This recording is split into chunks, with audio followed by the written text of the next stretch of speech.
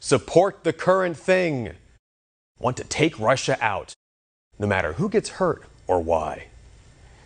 In another gruesome example, Boquete says that the Ukrainian soldiers rounded up Russian prisoners and tied them up in a barn so they could beat them, shooting them in the kneecaps and executing the Russian officers by shooting them in the head. Boquete says the Ukrainian soldiers he worked with often laughed about skinning Jews and blacks alive if they had the chance. These are reports from the conflict. If you deny them because you don't like them, you are changing reality to fit your beliefs. Democrats want to talk about fighting white supremacists and Nazis in America, but then bend over backwards to support actual real-life Nazis in Ukraine.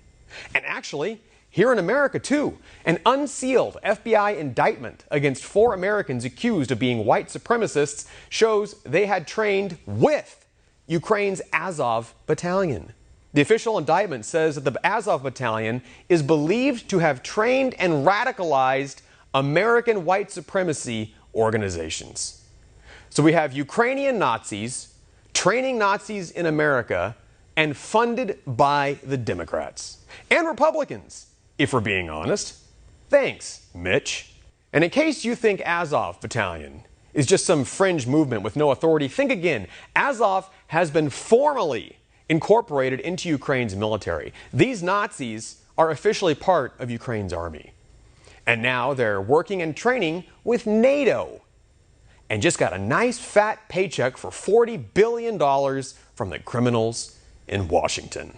Of course, for pointing all of this out, we're obviously anti-American, pro-Russian propagandists who love Putin and want to see innocent people die. But you don't have to be a propagandist to understand this. Russia is only in this war because NATO deployed massive amounts of advanced weapons and war machines right on Russia's doorstep. What was Russia supposed to do? What would any country do in that position? The bottom line is that the West started this war. Joe Biden started this war, and the United States has absolutely no business being involved in Russian or Ukrainian affairs, and certainly not helping actual Nazis brutalize civilians. For One America News,